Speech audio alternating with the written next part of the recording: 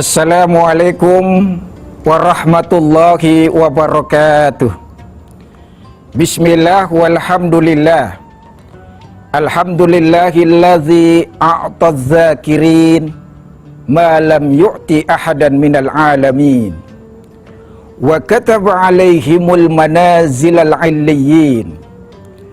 Wa ja'alahum safwatal mu'minin. Wa ashhadu an la ilaha illahu wa la didda wa la mu'in. Wa ashhadu anna Muhammadan abduhu wa rasuluh asyrafus salihin. Allahumma salli wa sallim wa barik ala nabiyyina Muhammadin wa ala alihi wa ashabihi wa atba'ihim ila yaumiddin. Amma ba'du.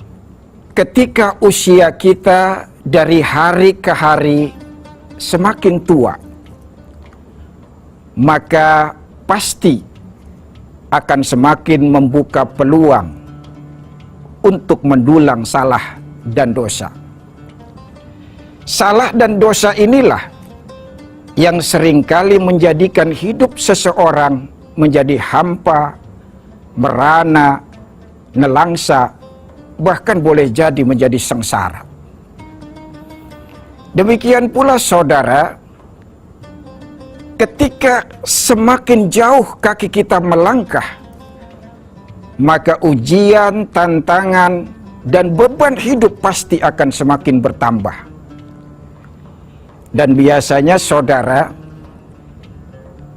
ketika orang menghadapi ujian musibah tidak kuat, atau dia salah dalam menghadapi musibah, maka seringkali hatinya menjadi resah, gundah, dan gelisah. Inilah saudara yang memang telah digariskan di dalam Al-Quran, terutama ketika kita melihat di dalam surat Al-Baqarah ayat 214. A'udzubillahi minasyaitonirrajim. Bismillahirrahmanirrahim. Am hasibtum an tadkhulul jannata wa lamma ya'tikum mathalul ladzina khalau min qablikum massathumul ba'sa'u wad-dharra'u wazulzilu hatta yaqula ar-rasul wal ladzina amanu ma'ahu mata nasrullah ala inna nasrullahi qarib.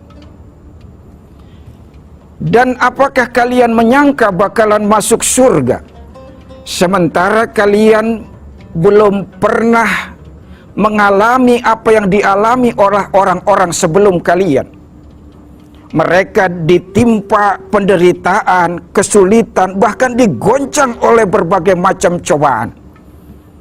Sehingga Rasul dan orang-orang yang beriman bersamanya berkata, kapan datangnya pertolongan Allah? Ingatlah, sesungguhnya pertolongan Allah itu sangat dekat.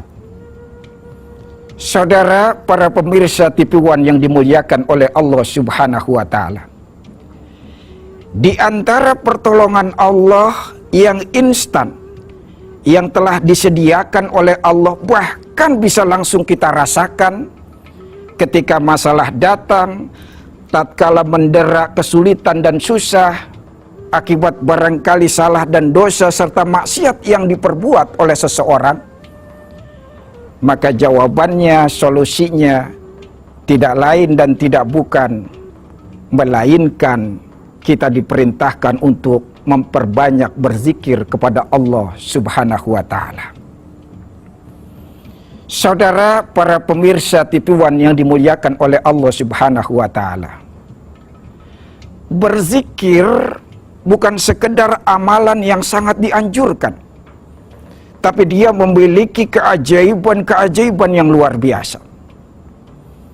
Bukan hanya dari sisi keutamaan, manfaat, dan khasiat dari amalan tersebut, tapi saudara, kalau kita lihat dari sifat, karakter, dan pelaksanaannya, ibadah berzikir ini memiliki berbagai macam keajaiban dan keistimewaan dibandingkan ibadah-ibadah yang lainnya. Haji misalnya, orang untuk melaksanakan menunaikan ibadah haji harus pergi jauh ke Mekah, ditunaikan di Masyaril Haram. Nggak bisa sembarangan di tempat yang lain. Nggak pernah saya mendengar, "Mas, yuk rame-rame kita ke gua Pemijahan." Mau ngapain, Mas? Kita mau pergi haji. Belum pernah saya dengar. Kenapa? Karena memang harus di Masyaril Haram, bahkan wukufnya harus di Arafah. Belum pernah saya dengar, "Yuk kita ke gunung." Kagak ada.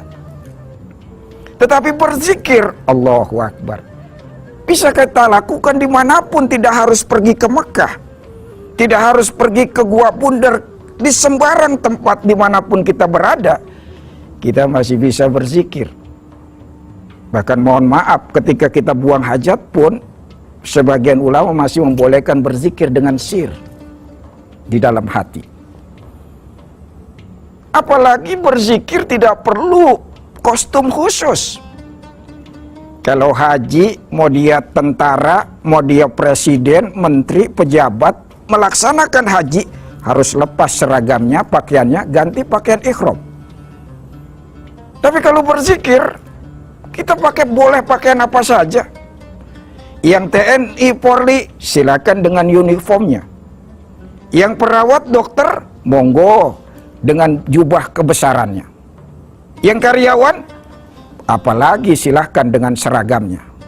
Tidak harus ganti pakaian dulu. Saya mau ganti pakaian khusus dulu nih. Mau ngapain? Mau berzikir? Enggak perlu. Demikian pula berzikir tidak harus nunggu waktu dulu. Sebagaimana sholat fardu harus masuk waktunya dulu. Belum masuk waktu fardu sholat, kita udah kerjakan, nggak sah. Tapi berzikir nggak perlu nunggu waktu. Lama banget dah lebaran, emang mau ngapain? Gue mau berzikir, nggak harus itu. Dia bisa kapan saja, di mana saja. Bahkan puasa, kita harus puasa Ramadan harus dikerjakan di bulan Ramadan. Haji harus dilaksanakan di bulan-bulan haji. Tapi berzikir nggak perlu tuh nunggu bulan-bulan yang lain. Lama banget bulan purnama dah, mau ngapain mau berzikir? Nggak perlu. Ya, amalan yang begitu sangat fleksibel, berbeda dengan amalan-amalan yang lainnya. Maka siapapun kita, sebagai apapun dan apa saja aktivitas kita, tidak menghambat kita untuk melaksanakan ibadah zikir. Lagi syuting seperti ini nih, abang-abang kameramen sambil berzikir, Allahu Akbar, hebat. Sambil berkendara, sambil aktivitas apapun, ketika mengobrol dan lain sebagainya, di mana saja kita bisa berzikir kepada Allah Subhanahu wa taala. Masya Allah.